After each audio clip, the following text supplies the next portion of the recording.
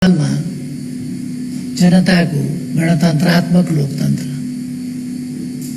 स्थापना होस् भनेर स्थापना गर्न योगदान गर्नेहरूका लागि र यसलाई चिरस्थायी बनाएर अगाडि लिएर जान प्रतिबद्ध हुने नयाँ पुस्ताका लागि आजको दिन एउटा विशेष दिन भएको छ।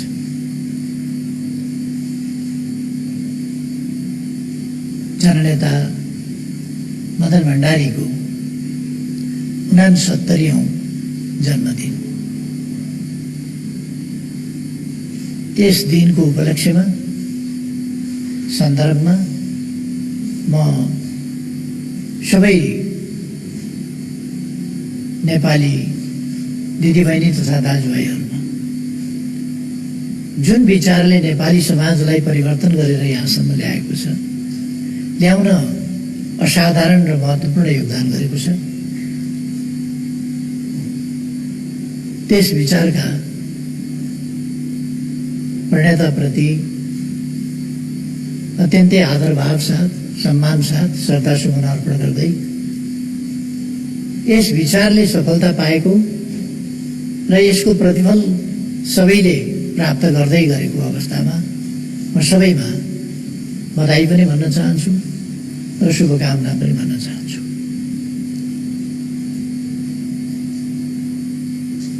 जननेता मदन भण्डारीको सन्दर्भमा बोल्न थुप्रै विषयहरू छन्। उहाँका योगदानका थुप्रै पाटाहरू छन्, धेरै ठुलो योगदान छ। उहाँका प्रतिभाका थुप्रै आयामहरू छन् र ती योगदानहरूको सन्दर्भमा त्यसको असर कहाँ कहाँ छ, हिजो के असर पर्यो, आज के असर परिरहेको छ र भोलि के असर पर्नेछ, यस सन्दर्भमा पनि धेरै संक्षिप्तमा चर्चा गर्नु सम्भव हुँदैन। त्यसैगरी उहाँको व्यक्तित्व एउटा सफल र चमत्कारिक व्यक्तित्व र त्यो व्यक्तित्वका विभिन्न सफल र चमत्कारिक त्यस्तै आयामहरू, पक्षहरू, पाटाहरू, जुन हरेक आयामले उहाँका विचारलाई बल दिन, उहाँका विचारलाई फैलाउन, लोकप्रिय बनाउन र सफल बनाउन योगदान गरेको छ। असाधारण योगदान।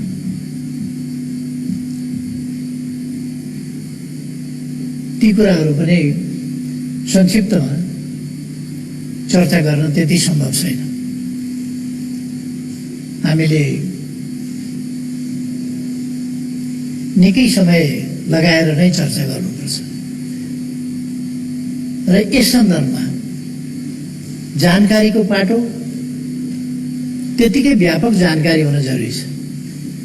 अर्को विश्लेषणको पाटो त्यतिकै सावधानी साथ, सतर्कताका साथ सही विश्लेषण हुन पनि जरुरी छ। त्यसकारण यो झन कठिन विषय हुन्छ। हुन त आज पनि हामी सुन्ने गर्छौँ यता कुरा। म अरू कुरा त मान्छु, तर मार्क्सवाद मान्दिनँ भन्ने विद्वानहरू पनि पाइन्छ। दुईटा कारण छ। एउटा, मार्क्सवाद के हो बुझेका छैनन्,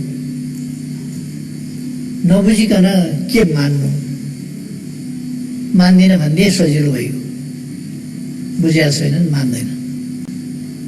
अर्को, एउटा लहैको वैचारिक पूर्वाग्रह छ, त्यसकारण मान्दैन।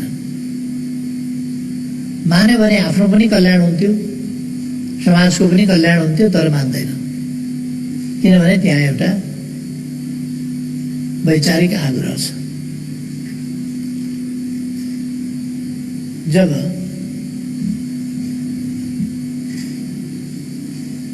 मार्क्स जस्तो यस सहस्राब्दीको सबभन्दा ठुलो चिन्तक भनेर ग्लोबल सर्वेले पटक पटक आकलन गरेको छ, त्यसको समीक्षा गरेको छ र निष्कर्षहरू निकालेको छ र जसका विचारहरूले दुनियाँलाई परिवर्तित गरेका छन्। साम्राज्यवादको साम्राज्य फैलिएको थियो विश्वमा, पुँजीवादको विचारधारात्मक र व्यवहारिक रूपमा शासकीय अधिनायकत्व फैलिएको थियो दुनियाँमा। ठूला राष्ट्रहरूको सानाहरूमाथिको थिचोमिचो, अतिक्रमण, कब्जा, उपनिवेश बनाउने काम, तिनीहरूलाई लुट्ने काम भएको थियो। काम नअस्टाउने साम्राज्यहरू स्थापना भएका थिए दुनियाँमा। जनता अधिकारविहीन थिए। कुनै अधिकार जनतालाई उपलब्ध थिएन। अधिकार भन्दा पनि माथि यति अधिकार भन्ने कुरा, अधिकार भनेपछि त्यो न्यायोचित सीमामा हुन्छ, तर स्वेच्छाचारिता वा तानाशाही भनेको अधिकार भन्ने परिभाषा भन्दा माथि कोही त्यस्तो थियो, शासक त्यस्तो हुन्थ्यो। दुनियाँमा महिला र पुरुषकै बीचमा घरैमा असमानता थियो, रङ्गभेद थियो दुनियाँमा, कालो जन्मिनु अपराध जस्तो अथवा छुवाछुतको वर्णाश्रम व्यवस्था थियो। तल्लो जात भनिएको तथाकथित तल्लो जातमा जन्मिएको भनेर अछुत भनेर अपमानित गरिने यस्ता व्यवस्थाहरू थिए। यी सबै कुरा आज ध्वस्त भएर जाँदैछन्, गएका छन् र समाज समृद्धितर्फ अगाडि बढ्दैछ, आधुनिकतातर्फ अगाडि बढ्दैछ, समानतातर्फ अगाडि बढ्दैछ र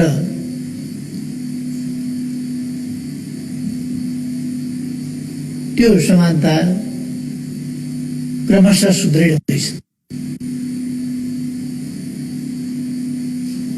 आज कसैले लुकेर असमान व्यवहार गर्छ वा कुना काप्चातिर असमान व्यवहार गर्छ, कहीँ थिचोमिचो गर्छ, त्यो बेग्लै कुरा हो। तर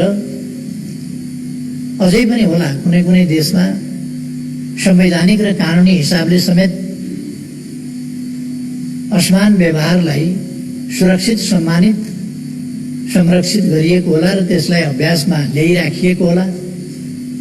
तर आम रूपमा आज विश्वको ट्रेन्ड उपनिवेशवाद समाप्त भयो, साम्राज्यवाद फिर्ता गयो, आफ्नै देशमा गएर गुम्च्यो। भेदभाव, थिचोमिचो, अन्याय र शोषण अनुचित हो भन्ने कुरा स्थापित भयो। कसका विचारले, कसले गर्दा? मार्क्सवाद मान्दिनँ भन्दा भन्दै पनि त्यही कुरा अभ्यास गर्न, मार्क्सवादको विरोध गर्दा गर्दै पनि त्यही कुरा अभ्यास गर्न विवश छ मान्छे। मार्क्सवादसँग असहमत बुद्धिजीवी पनि के बुझेको छ मार्क्सवाद? उसले मानव जातिभित्र रहेका असमानता, भेदभाव, थिचोमिचो, अन्याय, अत्याचार अन्त्य हुनुपर्दछ, समाजमा समृद्धि हुनुपर्दछ र समृद्धिको उपभोग केहीले गर्ने होइन, सबैले गर्न पाउनुपर्छ। कोही दमित थिचोमिचोमा पर्न पाउनु हुँदैन भन्ने नै कार्ल मार्क्सका सामाजिक भनाइ हो। ती सामाजिक भनाइ द्वन्द्वात्मक भौतिकवादी दर्शनबाट आएका छन् र ती सामाजिक भनाइ ऐतिहासिक भौतिकवादी दर्शनबाट आएका छन्। मार्क्सको त विरोध गर्छन् भने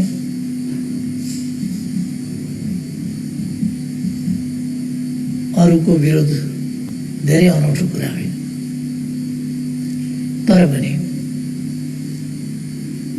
जननेता मदन भण्डारीका विचारहरूको विरोध गर्न पनि त्यस्तै सजिलो छैन।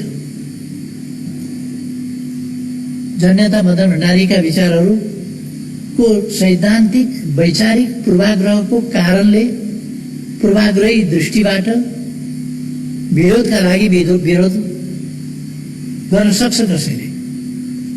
तर उहाँले अगाडि सार्नुभएका मान्यताहरूको विरोध त्यो सहज छैन। यसै कारण उहाँका विचारले एउटा स्थापित मिडिया हाउसबाट कतैबाट एउटा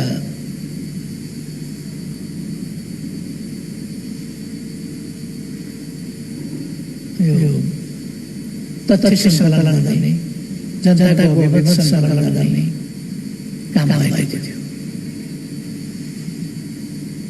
त्यसले परिणाम के दियो भन्दा मदन भण्डारी 20औं शताब्दीमा नेपालको राजनीतिलाई सर्वाधिक प्रभावित गर्ने व्यक्ति अथवा उहाँ शताब्दी नायक शताब्दीको रूपमा 20औं शताब्दीमा नेपालको राष्ट्रिय राजनीतिलाई नेपाली समाजलाई सबभन्दा बढी प्रभावित गर्न सक्ने र त्यसलाई परिवर्तन गर्न सक्ने जस्तो मार्क्सले 19औं शताब्दी यता उहाँका विचारहरू आएका 19औं शताब्दी 20औं शताब्दी र 21औं शताब्दीलाई नै जस्तो सर्वाधिक प्रभावित गरिरहनुहुन्छ। उहाँका दर्शनको क्षेत्रमा, विज्ञानको क्षेत्रमा, खोजको क्षेत्रमा, अनुसन्धानको क्षेत्रमा, समाज विज्ञानको क्षेत्रमा, समाजको व्यवस्थापनको क्षेत्रमा र यस्ता ठुला परिवर्तनको क्षेत्रमा जुन योगदान दिइरहेको छ। त्यसैगरी नेपाली समाजमा आधारभूत रूपमा कालानुष्ठै सोचहरू तथा दार्शनिक सोचहरू केही आधारमा मदन भण्डारीले नयाँ चिन्तकको रूपमा नयाँ सोचहरू रहेछ। उहाँलाई नेपाली जनताले चिन्न बहुत कम समय पाए। उहाँ 47 साल कार्तिक 25 गते खुला मञ्चमा निस्किनु। 23 गते संविधान जारी भयो। 25 गते पार्टीको तर्फबाट प्रवक्ताको रूपमा खुला मञ्चमा निस्किनुभयो र मदन भण्डारीका नाममा उहाँले जनतालाई सार्वजनिक ढङ्गले पहिलोपल्ट सम्बोधन गर्नुभयो र दुनियाँलाई के थाहा भयो भने उहाँ महासचिव भन्ने थाहा भएन, किन त्यो दिन महासचिव भनिएन, प्रवक्ता भनियो। तर संविधानको सम्बन्धमा उहाँले जे भन्नुभयो नेपाली समाजको परिवर्तन, नेपाली समाजको अग्रगमन, नेपाली जनताका आकांक्षाहरू जारी संविधानमा 2047 साल कार्तिक 23 गते जारी भएको संविधानमा कति पूरा भए, कति पूरा भएनन्, कति बाँकी रहे र कति कुरा हुनु पर्थ्यो भएनन्, कति कुरामा नेपाली जनताको असहमति छ र नेपाली जनताको भावनाको हितको प्रतिनिधित्व गर्ने मेरो पार्टीको पनि यसमा असहमति छ र म ती असहमतिहरू राख्छु भनेर उहाँले 27 वटा कुरामा असहमति राख्नु। त्यसबेला त्यो त्यति ठुलो कुरो जस्तो भएन। तर पछि 63 सालमा वैशाख 11 गते संसद पुनर्स्थापना भएपछि जेठ 15 गते संविधान संशोधनका मदन भण्डारीले राख्नुभएका 27 वटा बुँदाहरू त्यति बेला पुनर्स्थापित गर्न पर्यो अथवा ती बुँदाहरू पुनर्स्थापित भए। राजनीतिका सन्दर्भहरू एउटा समयका सन्दर्भ अर्को समयमा मिल्दैनन्, सन्दर्भ परिवर्तित भएको हुन्छ। हामीले कतिपल्ट संवैधानिक राजतन्त्र भनेका छौँ। त्यो एउटा संवैधानिक राजतन्त्र भन्नुका पछाडि तात्कालिक शक्ति सन्तुलनको अवस्था र त्यसबेला त्यस नाराबाट अगाडि जनताको शक्तिलाई सचेत, संगठित र परिचालित गर्न सकिने त्यस सम्भावनालाई हेरेर भनेको थियो। र समय परिवर्तित हुँदाखेरि त हाम्रो रणनीतिक उद्देश्य भनेको गणतन्त्र नेपाल हो, गणतान्त्रिक लोकतन्त्र हाम्रो उद्देश्य हो हामीले भनेका थियौँ। तर कार्यनीतिक रूपमा तत्कालका लागि शक्ति सन्तुलनले हामीलाई सीमित गर्दा हामीले ती चिजहरू गर्नु परेको थियो। मैले थुप्रै ठाउँमा भनेको छु, जाडो छ तर ज्याकेट छैन भने हामीले ज्याकेट किन्न गएर ज्याकेट लगाउन सकिएला, तर ज्याकेट किनेर नलगाएसम्म कमिजबाटै काम चलाउनुपर्छ। जाडो छ, सिरक बनाउनु छ, कम्बल किन्नु छ या सिरक किन्नु छ, नकिनेसम्म च्यादर स्यादर केही छ भने पनि त्यसले ओढेर भए पनि अलिकति जाडो कम गर्नुपर्दछ। म यहाँ मदन भण्डारीका विचारहरूको कुरा गर्दै थिएँ। लोकतन्त्रका सम्बन्धमा मदन भण्डारीका विचारहरूको सशक्तता पाइला पाइलामा देखिन्छ, विचारका अनेक पक्षहरूमा देखिन्छ। मदन भण्डारीले लोकतन्त्र, जनतन्त्र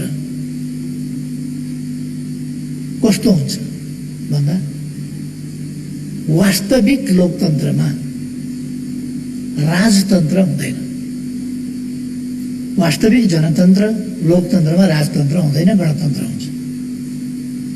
जन्मसिद्ध श्रेष्ठताको सिद्धान्त भनेको वैज्ञानिक कुनै आधार नभएको, तथ्य नभएको, तार्किकता पनि नभएको, केही पनि नभएको कि अज्ञानीहरूले मान्ने कि स्वार्थी तत्त्वहरूले मान्ने कुरा हो। त्यसबाट लाभ लिने उद्देश्यले राजतन्त्र चाहिन्छ भनेर विभिन्न कुतर्क गर्नु एउटा कुरा हो। नत्र जन्मसिद्ध श्रेष्ठताको जन्मिँदै शासक हुनुपर्छ भन्ने मान्यता भनेको पहिलो त मूर्खताबाट सुरु हुन्छ। जन्मसिद्ध श्रेष्ठताको सिद्धान्त भनेको कुनै पनि हालतमा लोकतान्त्रिक सिद्धान्त होइन र हुन सक्दैन। यो कुरालाई संयुक्त राष्ट्रसङ्घले पनि मान्दैन, संयुक्त राष्ट्रसङ्घको बडापत्रले पनि मान्दैन जन्मसिद्ध श्रेष्ठताको। तर हरेक देशका जनताको आफ्नो देशको शासन प्रणालीको निर्णय गर्ने आफैमा अधिकार हुन्छ। त्यसकारण संयुक्त राष्ट्रसङ्घले राष्ट्र प्रमुखको हिसाबमा राजा जाँदा स्वीकार्दैन त भन्दा स्वीकार्छ, किनभने अझ माथि राखेर स्वीकार्छ। त्यो एउटा परम्परागत प्रणाली भएको हुनाले। तर सिद्धान्तको हिसाबले मान्छ अथवा वकालत गर्छ, वकालत गर्दैन। संयुक्त राष्ट्रसङ्घको बडापत्रले वकालत गर्दैन। त्यो असमानतामा आधारित, अन्धविश्वासमा आधारित, स्वार्थमा आधारित अथवा संक्षिप्तमा भन्ने हो भने वैज्ञानिक तथ्य र आधारहरू नभएको कुनै तर्क, उचित तर्कले पुष्टि गर्न नसकिने एउटा पाखण्डी सिद्धान्त हो। र त्यो पाखण्डी सिद्धान्त सामन्ती संरचना, सामन्ती युग, सामन्ती प्रणालीले स्थापना गरेको राजतन्त्रात्मक प्रणालीले सुरु गरे हो। यस सम्बन्धमा अहिले होइन, हाम्रो पार्टीको स्थापना काललाई हेर्नुपर्छ। म यहाँ नेकपाको कुरा गर्दैछु, म नेकपाको अध्यक्ष भएको हुनाले अरू विचारहरू, अरू पक्षहरू, अरू पार्टीहरूलाई पनि म सम्मान गर्छु, तर अरू पार्टीहरूका गलत विचार र गलत प्रवृत्तिहरूलाई भने चुप लाग्न सकिन्छ, तर ताली बजाउन सकिँदैन।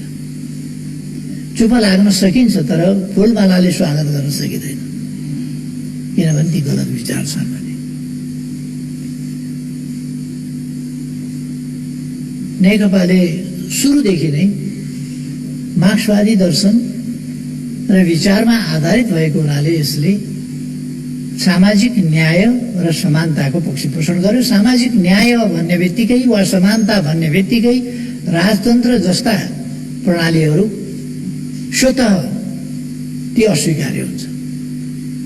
जो मान्छेले मानव जातिका बीचको समानता भन्छ, कोही जन्मिँदै शासक हुने, कोही सङ्घर्ष गरेर, योगदान गरेर, क्षमता भएर पनि कुनै जिम्मेवारीमा पुग्न नपाउने, यो दास युगको। कोही मानव हुन नपाउने वस्तु हुनुपर्ने मान्छेले, कोही मान्छे ईश्वर गनिने निराधार तर्क हाम्रो पार्टीले सुरुदेखि नै लिँदै आयो। यस सम्बन्धमा मदन भण्डारीले गणतन्त्रको सम्बन्धमा पनि त्यसै गरी स्पष्ट विचारहरू अगाडि सार्नु भएको थियो, संवैधानिक प्रश्नमा पनि सार्नु भएको थियो र कतिपय कुराहरूमा बहकिनु आवश्यक छैन। कहिले कहिले हाम्रो देशमा पनि बहकावहरू आएका छन्, साम्प्रदायिक विद्वेषका, संकीर्णताका, क्षेत्रीयताका, जातीयताका, भाषिकताका अथवा आस्था समूहका अनेक प्रकारका हाम्रा विविधताहरूलाई साम्प्रदायिकतामा बदलेर एकता तोड्ने, अनेकतामा बदल्ने, अन्तर्विरोध र द्वन्द्व सिर्जना गर्ने, विग्रह पैदा गर्ने र देशको अहित गर्ने, आफ्ना संकीर्ण स्वार्थका लागि वा अरू कसैबाट निर्देशित भएर ती कामहरू गर्ने यस्ता प्रयासहरू। तर त्यस्ता प्रयासहरू हुँदा जननेता मदन भण्डारी कहिले पनि बहकिनु भएन। उहाँले न्यायोचित विचारहरू जहिले पनि दृढताका साथ राख्नुभयो र ती विचारहरूले समाजमा बिस्तारै प्रभाव जमाउँदै गए र अब नेपाली समाजले संकीर्णता, अनेकता, फुट जस्ता कुराहरूलाई अस्वीकार गरेर राष्ट्रिय एकता, विविधतामा एकता जस्ता कुराहरूलाई आत्मसात गरिसकेका छ। केही हिस्सामा थोरै दिन होला असहमतिहरू, केही स्वार्थका लागि लड्ने, त्यसबाट आफ्नो स्वार्थ सिद्ध हुन्छ भन्ने ठान्ने तत्त्वहरू हुन सक्छ, तर आम समाजमा, आम जनतामा अब त्यो पक्ष रहेको छैन। राष्ट्रिय एकताको पक्षमा, राष्ट्रिय सार्वभौमसत्ताको पक्षमा, भौगोलिक अखण्डताको पक्षमा, स्वाधीनताको पक्षमा, राष्ट्रिय हितहरूको पक्षमा जननेता मदन भण्डारीले कसरी सोच्नुहुन्थ्यो, अब कुनै नयाँ विषय रहेको छैन। हामी साधारणतया चर्चा गर्ने गर्छौँ।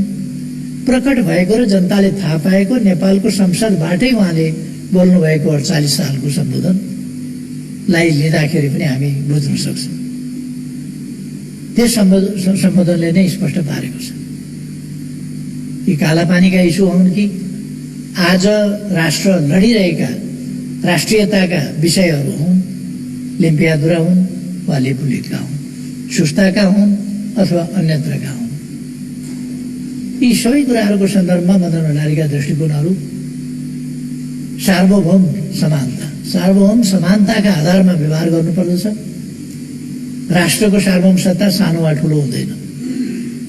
त्यसकारण हामीले एउटा सानो राष्ट्रको कम्प्लेक्स हीन ग्रन्थि पालेर बोल्न नसक्ने, आफ्ना अधिकार एसर्ट गर्न नसक्ने, दृढताका साथ लिन नसक्ने ती गल्तीहरू गर्नु हुँदैन। हामीले दुई ठुला शक्तिशाली बलिया देशका बीचको एउटा केही पनि गर्न नसक्ने निरीह तरुल हौं भनेर बस्ने समय छैन। हामी तरुल होइनौं।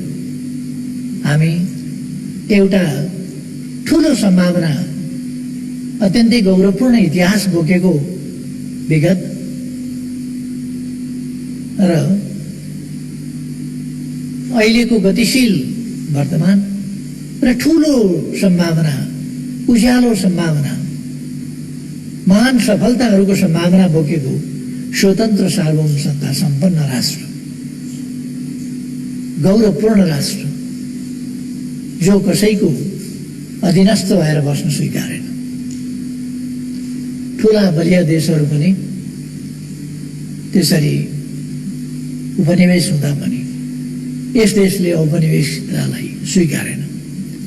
त्यो गौरव भएको सम्भावना बोकेको देश र यसले आफ्नो ताकत, विगतको गौरवपूर्ण इतिहास, आजको गतिशीलता पनि कम गौरवपूर्ण छैन, अत्यन्तै गौरवपूर्ण छ र भोलिका सम्भावनाहरू अझ प्रबल छन्।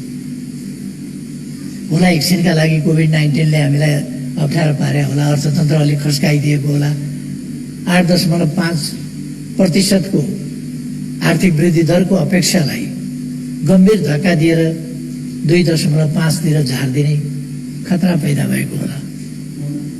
तर यो अस्थायी घटनाक्रम हो। फेरि हामी यसबाट अगाडि बढ्छौँ। यो एउटा नयाँ घटनाक्रम, हामीले तयारी पनि गर्न नपाएको, हामीले कहिल्यै सामना गर्नु नपरेको यस्तो चीज आइपर्यो, त्यसले विश्वलाई नै आक्रान्त बनायो।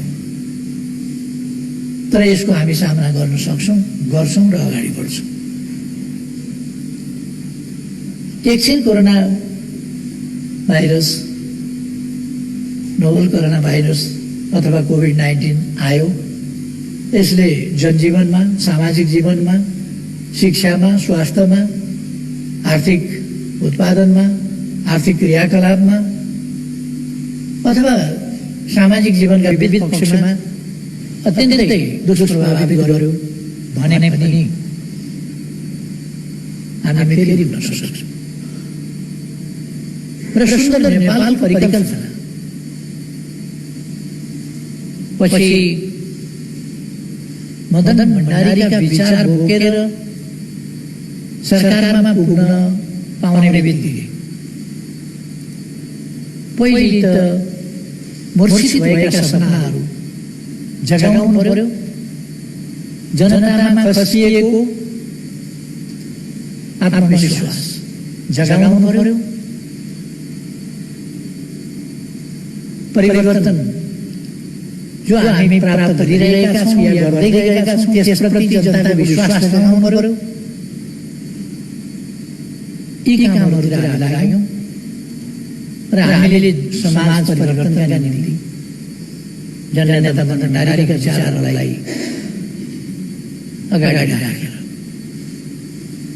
उहाँका विचारहरूबाट निर्देशित भएर समाजलाई अगाडि बढाउने काम गर्यौँ। राष्ट्रियताको सवालमा होस्, नाकाबन्दीको हामीले सामना गर्यौँ। नबनाऊ संविधान भन्दा हामीले बनायौँ। नाकाबन्दीको हामीले सामना गर्यौँ।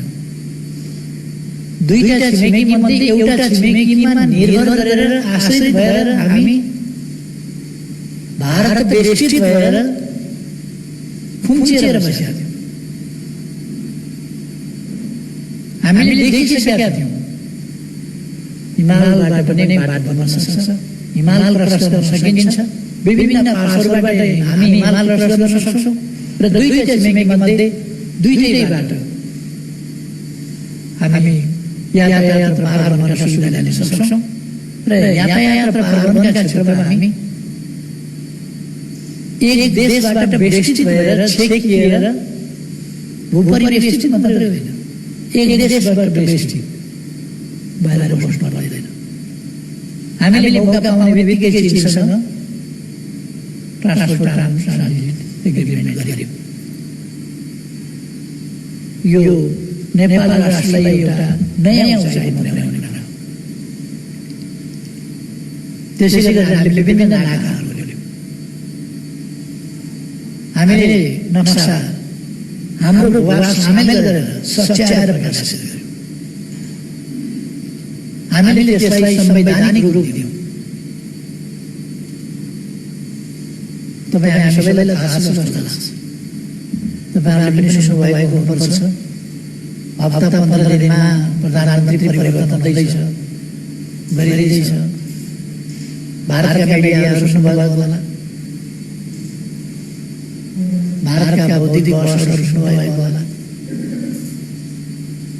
कसरी भारतको राज्य संयन्त्र अचम्मसँग सक्रिय छ। हामीले के गर्यौँ भन्दा लडाइँमा हार्यौँ।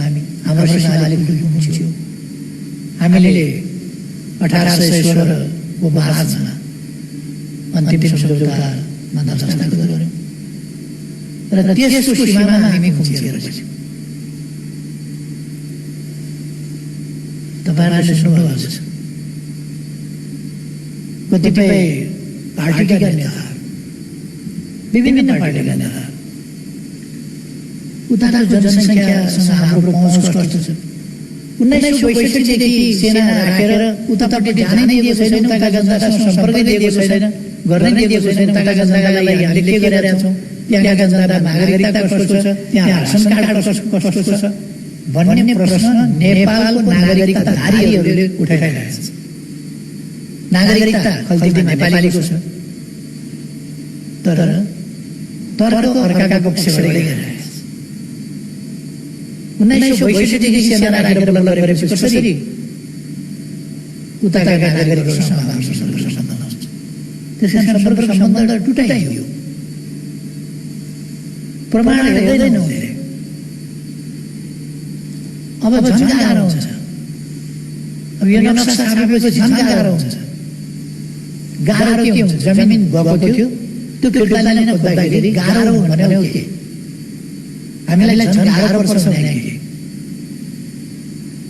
146 वर्षसम्म हामीले उपभोग गरेको जमिन 62 देखि हामीले उपभोग गर्न पाएनौँ।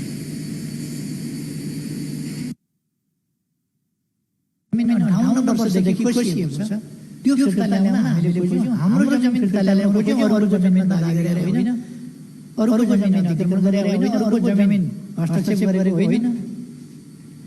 त्यसैले हामीले कुनै गल्ती गरेका छैनौँ। तर नेपालकै नेताहरू लागेका छन्, बहस चलिरहेको छ। अहिले के बेलालाई हटाइँदैन। पहिले यहाँ चीनतिरको ट्रान्सपोर्ट ट्रान्जिट एग्रिमेन्ट गरेर फर्किएपछि सरकार गएको थियो, किनभने हामीसँग बहुमत थियो। अहिले यही सपना देखेर संविधान संशोधन भयो, नक्सा जारी भयो। त्यसो भएपछि यस्तो अपराध गर्ने केटीहरूलाई अब भित्रभित्रको कुरा हो, बाहिर भन्न नसक्ने, तर भित्रभित्र यस्तो अपराध गर्नेलाई चाहिँ दिल्लीका सञ्चार माध्यमहरू सुन्नुहोस्, त्यसैले निर्देश गरिहाल्छ कि कहाँ कहाँ के भइरहेछ। यहाँका होटलहरूमा भइरहेका गतिविधिहरू त्यसले पनि बताइरहेछ। एमबेसीको सक्रियता त्यसले पनि बताइरहेछ।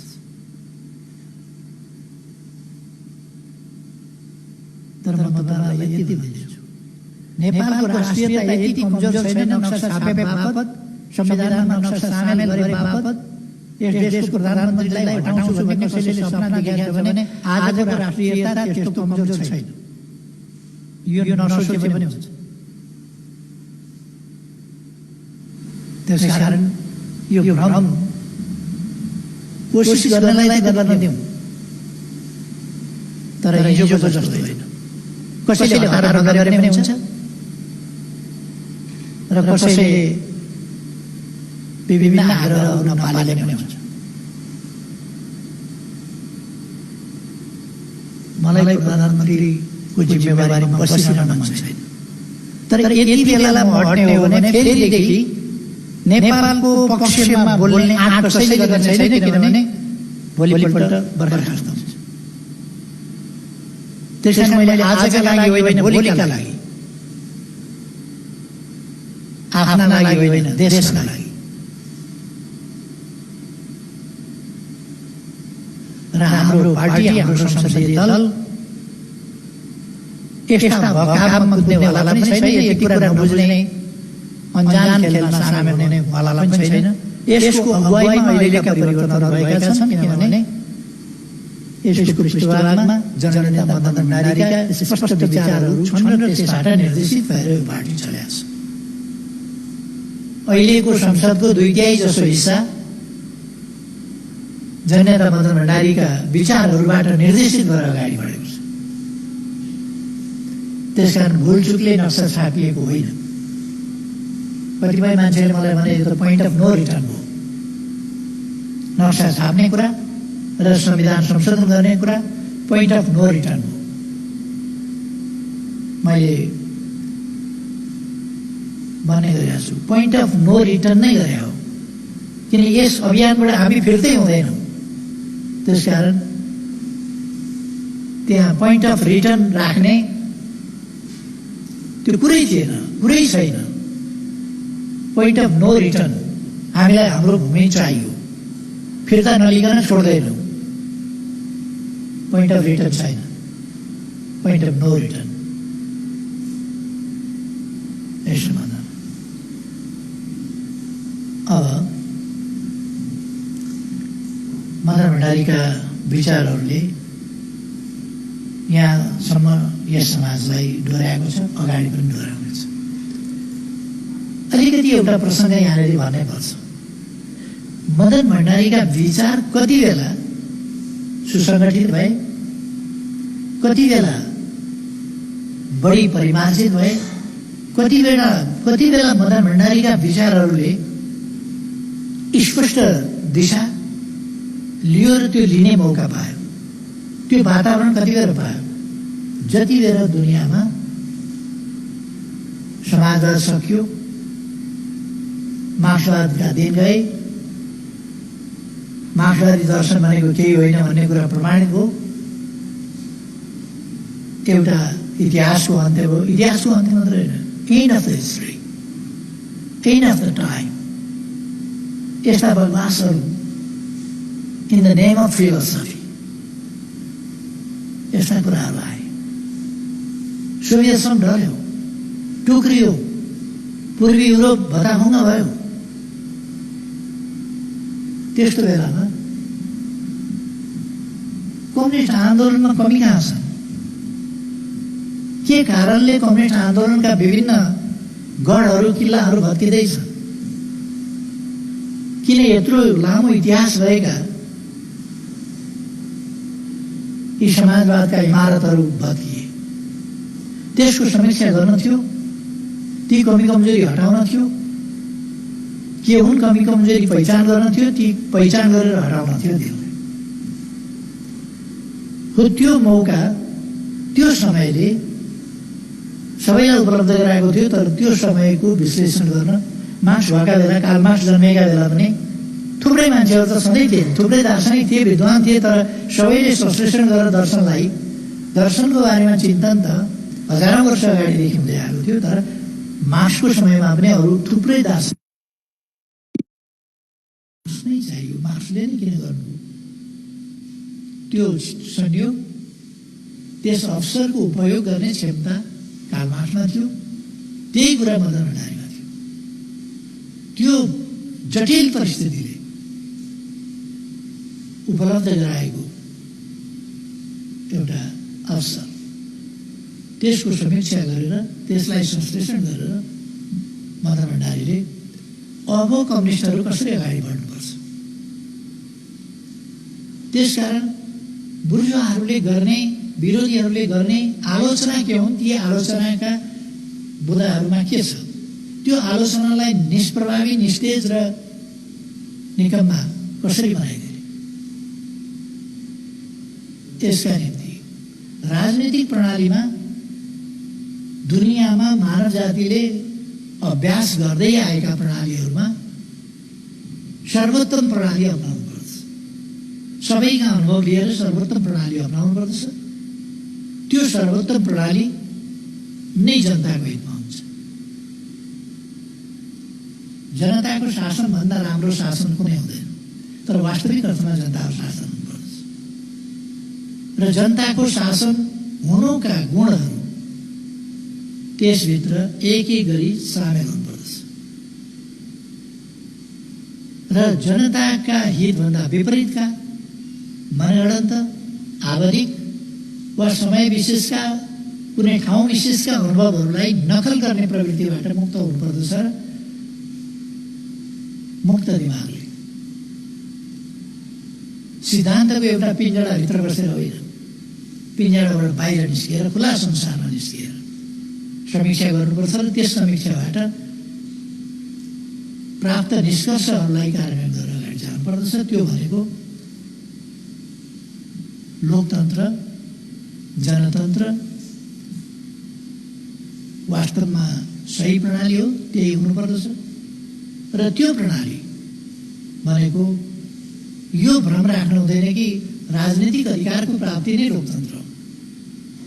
राजनीतिक अधिकारको प्राप्ति एउटा कुरा हुन्छ, तर राजनीतिक अधिकारको प्राप्ति मात्र होइन, त्यो प्राप्तिलाई माध्यम बनाएर जनताको दैनिक जीवनमा परिवर्तन, सकारात्मक परिवर्तन ल्याउनु पर्दछ र त्यस सकारात्मक परिवर्तनले जनताले अनुभूत गर्नुपर्दछ कि यो मेरो प्रणाली हो, मेरो जीवनमा परिणत आयो, परिवर्तन आयो र वास्तवमा मानव जाति के चाहन्छ भन्दा हाम्रा पूर्वजहरूले हजारौं वर्ष अगाडिदेखि भने सर्वे भवन्तु सुखिनः, मानव जातिका सम्पूर्ण प्रयासहरू, चेष्टाहरू, सबै चिजहरूको अन्तिम निष्कर्ष हो सुखी हुन चाहन्छ, सुख चाहन्छ। कतिपय साथीहरूले सुखी र खुसी भन्ने शब्दमा अलिकति अन्यल पनि सिर्जना गर्नुभएको छ, अलिकति अन्यल पनि देखाउनु भएको छ। खुसी भनेको क्षणिक कुरा हुन सक्छ, खुसी भनेको खुसी हुन पनि सक्छ, एकछिनमा नाखुस हुन पनि सक्छ, कुनै सानो कुराले खुसी हुन सक्दछ, तर सुख प्राप्ति भनेको चाहिँ क्षणिक कुरा होइन। सुख भनेको र खुसी भनेको, सुखी हुनु र खुसी हुनुमा के फरक छ भने चिरस्थायी र समग्रतामा सुख, एक एक घटना विशेषमा वा समय विशेषमा, परिस्थिति विशेषमा खुसी या खुसी। त्यसकारण हामीले भनेको खुसी होइन, सुखी हो। सुखी भएपछि त खुसी यसै भइहाल्छ। त्यसकारण सुखी, सर्वे भवन्तु सुखिनः। हाम्रा पुर्खाहरूले खुसी नहौ भनेनन्, सुखी नहौ भने। किन विश्लेषण नगरिकन भनेन, विश्लेषण गरेर भने। त्यसका लागि मानवीय र जैविक आधारभूत आवश्यकताहरूको, न्यायोचित आवश्यकताहरूको परिपूर्ति पहिलो कुरा हो। त्यसका निम्ति जैविक आवश्यकता र मानवीय आवश्यकताका न्यायोचित आवश्यकताका परिपूर्ति पहिलो कुरा। त्यसले मात्रै हुँदैन, यो त जैविक भन्दा अलिकति माथि मात्रै उठ्यो।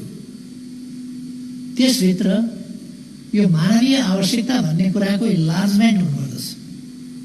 जैविक आवश्यकता भन्दाखेरि त खाना लाउन आदि इत्यादि, बिहाबारी यस्ता उस्ता कुराहरू जैविक आवश्यकताभित्र पर्ला, आवास पर्ला, चिसो तातो न्यानो आदि पर्ला। तर मानवीय आवश्यकता भनेको अधिकारको प्राप्ति, अधिकारबाट वञ्चित भए पनि सुख प्राप्ति हुँदैन त के हुन्छ। न्याय र समानताको प्राप्ति, समानता प्राप्ति भयो भने शान्ति हुन्छ। समानता प्राप्ति सैद्धान्तिक समानता प्राप्तिले हुँदैन। सबैलाई विश्वविद्यालयसम्म छोराछोरी पढाउने अधिकार छ, अधिकार त पायो, तर त्यहाँसम्मको अवसरले प्राप्त गरेका छ कि छैन, त्यो अवसर उसले भोग्छन् गर्न पाउँछ कि पाउँदैन, त्यहाँसम्मको उसको पहुँच छ कि छैन। त्यसकारण पहुँच सहितको अधिकार, अधिकारसम्म पहुँच, यी कुराहरू र उपलब्धिहरूमा हामीले समृद्धि हासिल गर्नु पर्यो, तर उपलब्धिहरूसम्म, समृद्धिका उपलब्धिहरूसम्म, विभिन्न पक्षहरूसम्म पहुँच र त्यो उपलब्धिको वितरण पनि न्यायोचित हुनु पर्यो। त्यसै कारण मैले थुप्रै आफ्ना सम्बन्धहरूमा भन्ने गरेको हुँ कि यो जीडीपी र पर क्यापिटा इन्कमको हिसाब गरेर समाज कति माथि उठ्यो भन्न सकिँदैन। समाज माथि उठेको हुन सक्छ, तर एक सेक्सन, अर्को सेक्सन अत्यन्तै तलै हुन सक्छ, भुइँमै हुन सक्छ। एउटा सेक्सन माथि उठ्यो भने अर्को सेक्सन भुइँमा हुन सक्छ। त्यसकारण हामीले सामाजिक न्याय र समानता सहित हेर्नुपर्छ, वितरण प्रणालीमा हेर्नुपर्छ। यही कुरा मदन नारायणले भन्नुभयो, मानिसले सामाजिक न्याय र समानता चाहिन्छ। जैविक प्रवृत्ति, मानिस पनि जीव हो, जैविक प्रवृत्तिको सबभन्दा पहिलो कुरा बाँच्न चाहने। कुनै पनि जीव चेतना छ भने, चेतना भएको सचेत जीव पहिले बाँच्न चाहन्छ। तपाईँले खानेकुरा कुनैलाई दिनुहोस्, सुरक्षित महसुस गर्दैन भने उसले खाना मान्दैन। त्यसैले सुरक्षा महत्त्वपूर्ण कुरा हो र एकदमै आधारभूत कुरा हो। जीवन रक्षा उसको पहिलो इच्छा हो, पहिलो चाहना हो, पहिलो प्रवृत्ति हो। त्यसैकारण सुरक्षा। अर्को कुरा, हामी एउटा विषम समाजबाट आयौँ, असमान समाजबाट आयौँ, भेदभावी समाजबाट आयौँ। त्यसकारण उसले सम्मानयुक्त जीवन जिउन चाहन्छ, किनभने मानिस सचेत प्राणी हो। सम्मानपूर्वक दियो भने उसले नमिठै चिज पनि आरामसँग खान्छ। साह्रै स्वादिष्ट परिकार दिनुहोस्, उसलाई भोक छ, तर सम्मानजनक ढङ्गले दिनु भएन भने उसले त्यसलाई अस्वीकार गर्छ, खाँदैन। सम्मान अथवा मानिस सचेत प्राणी भएको हुनाले उसको मस्तिष्क चाहिँ बहुतै गतिशील हुन्छ, बहुतै सचेत हुन्छ र त्यसले सम्मानको पक्षलाई बहुतै महत्त्व दिन्छ। त्यसकारण सम्मान जीवन, निर्भय जीवन, समानतायुक्त जीवन, सम्मानयुक्त जीवन, अधिकार र अवसरसम्म पहुँच भएको जीवन, अधिकार सम्पन्न जीवन र यी जैविक र मानवीय आधारभूत आवश्यकताहरू परिपूर्ण भएको जीवन, समृद्धि सहितको समानता या समानता सहितको समृद्धि, यो नै सुख प्राप्तिको एउटा ठाउँ बिन्दु। जुन कुरा मदन भण्डारीका सोचहरू,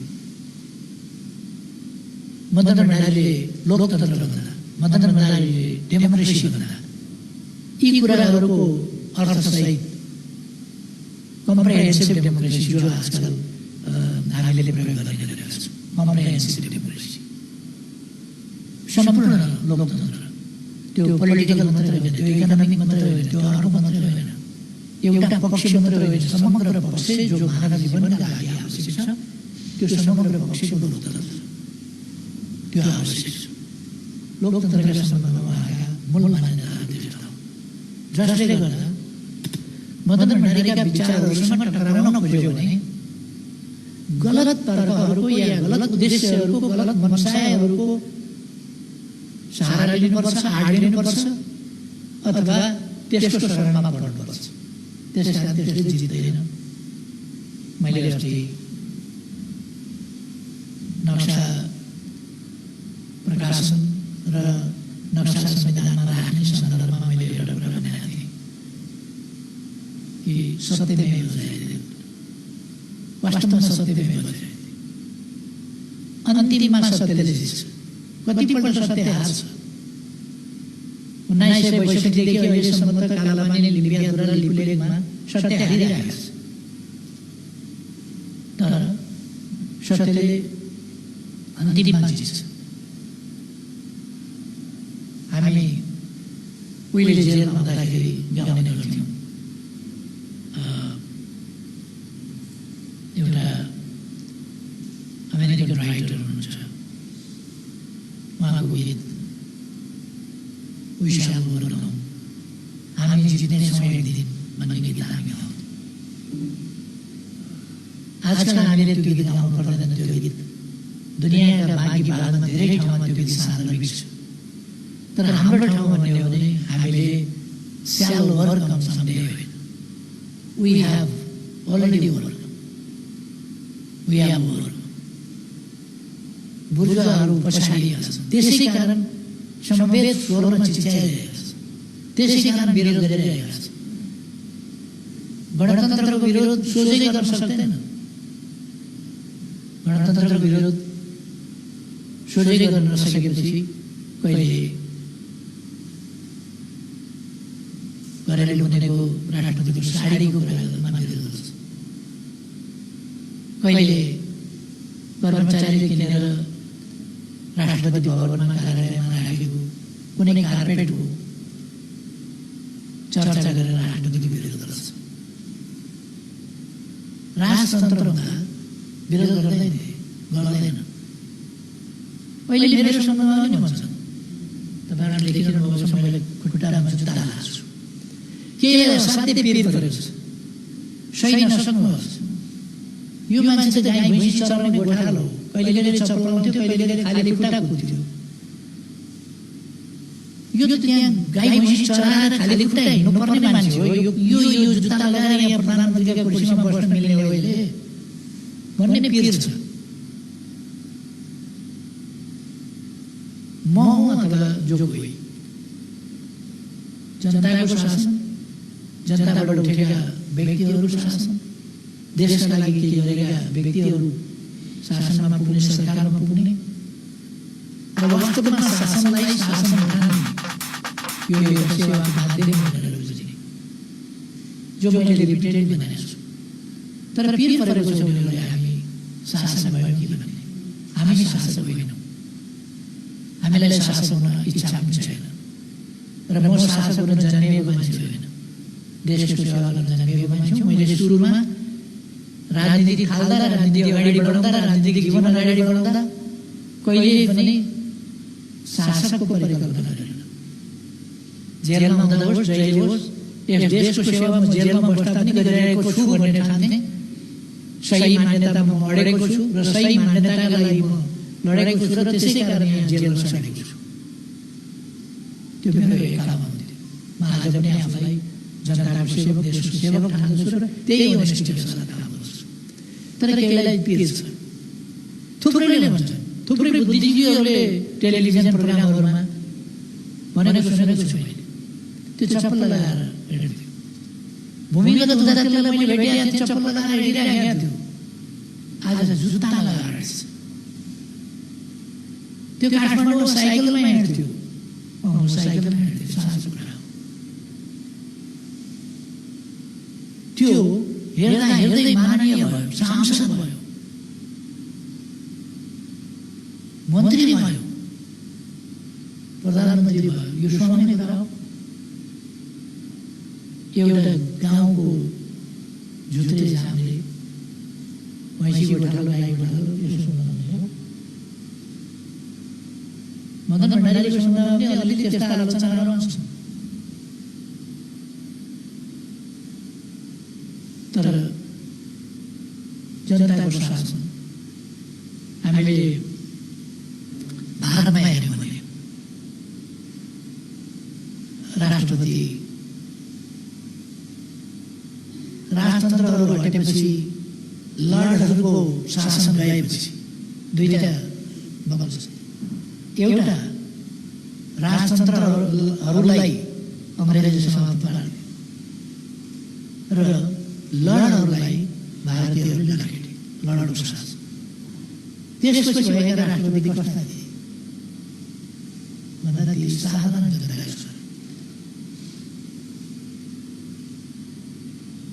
विभिन्न दलित जातिबाट उठ्यो। राजा महाराजाले दिने संविधानको अगुवाई संवैधानिक समितिका सभापतिको हिसाबले अम्बेडकरले गरे। अम्बेडकरलाई संविधानका जनक मानिन्छ।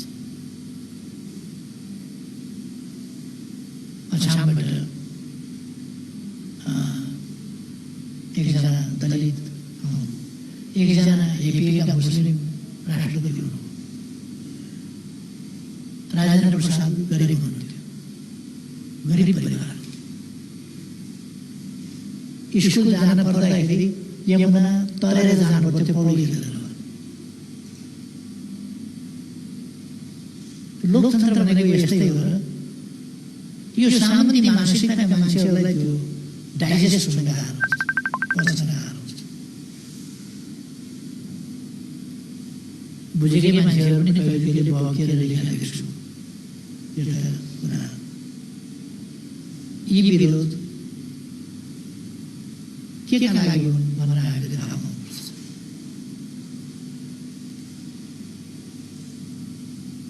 जननेता मदन भण्डारीका साहित्यिक आयामहरू छन्। मैले अहिले धेरै समय लिन चाहन्न हो, किन उहाँका साहित्यिक आयामहरू, साहित्यमा उहाँको दृष्टिकोण के हो, साहित्य कसरी प्रकट हुनुपर्छ, साहित्य कसरी जनताका बिचमा जानुपर्छ, साहित्यले के बोकेर जानुपर्छ, साहित्यले जनतालाई के दिनुपर्छ, यो कुरा पाइन्छ। समीक्षा, उहाँका समीक्षाहरूमा पाइन्छ, उहाँका कविताहरूमा पाइन्छ, उहाँका गीतहरूमा पाइन्छ, उहाँका रचनाहरूमा पाइन्छ र उहाँका राजनीतिक साहित्यहरूमा पाइन्छ। उहाँको विद्वताको मैले धेरै चर्चा गर्नुपर्छ जस्तो लाग्दैन। उहाँको भाषिक ज्ञान जो असाधारण खालको। कतिपयले मैले नै बोलेको बुझ्दैन, मदन भण्डारीले बोलेको नबुझ्नु त स्वाभाविक हो। मैले बिम्बहरू प्रयोग गर्छु, मैले उपमाहरू दृष्टान्तहरूको प्रयोग गर्छु। उखान टुक्का भन्यो भनेर कराएर हिँड्छ। उखान के हो, बिम्ब के हो, उखान के हो, उपमा के हो, दृष्टान्त के हो। हाम्रो भाषिक परम्परा, हाम्रो साहित्यिक परम्परा कस्तो छ त्यो बिल्कुलै नबुझेका मान्छेले साधारणतया गाउँघरतिर पनि गाउँका हाम्रा दिदीबहिनीहरू, हाम्रा दाजुभाइहरू घाँस काट्दा काट्दै यस्ता रचनाहरू गर्छन् जहाँ यस्ता बिम्बहरू प्रयोग गर्छन्। अञ्जली अधिकारीजी हुनुहुन्छ, यस्ता प्रतीकहरू दिन्छन्, यस्ता उपमा दिन्छन्, यस्ता दृष्टान्त दिन्छन्। हामी केही पनि बोल्दैनौँ तर बोल्छौँ क्या। Thank you so much. मलाई यो पब्लिक जुन साहित्यबाट हाम्रो साहित्य, हाम्रो भाषा उत्पत्ति भयो, त्यसको पृष्ठभूमिमा हामी संस्कृतमा गयौँ भने एउटा कुरा भन्नु पर्यो भने त्यसलाई नबिर्सने गरी दृष्टान्त दिएर उपमा दिएर भन्ने गर्छ।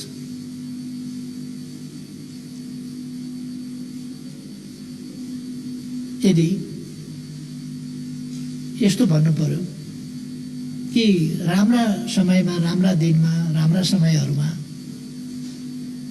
हौसिनु मात्तिनु पनि हुँदैन र नराम्रो समय आयो भनेर आत्तिनु, चिन्तित हुनु, हरेस खानु पनि हुँदैन भन्न पर्यो भने उसले त्यसरी मात्रै भन्दैन। उसले अर्को दृष्टान्त दिन्छ। उदय सविता रक्त रक्त शास्तोमय तथा सूर्य जसरी उदाउँदा पनि रातै भएर उदाउने खुसियालीमा पनि उदय भइराखेको खुसियालीमा पनि सूर्य रातै हुन्छ। अस्ताउने दुःखका बेलामा पनि अस्ताउनु पर्दा पनि फेरि रातै भएर अस्ताएको हुन्छ। त्यसकारण सुखमा होस् कि दुःखमा होस् म ताम एक रूपता ज्ञानीहरू एक रूपतामा हुन्छ। जस्तो कि उदय सविता रक्त रक्त शास्तोमय तथा उदाउने बेलाको खुसियालीमा पनि सूर्य रातै हुन्छ, अस्ताउने बेलाको दुःखमा पनि रातै हुन्छ। त्यसकारण यो जिन्दगीलाई त्यसै रूपमा लिनुपर्छ, सुख होस् वा दुःख होस्। यो दृष्टान्त यसो भनेपछि उदय सविता रक्त रक्त शास्तोमय तथा उदाउँदा पनि रातै हुन्छ, अस्ताउँदा पनि रातै हुन्छ भनेपछि मान्छेले कहिल्यै बिर्सिँदैन।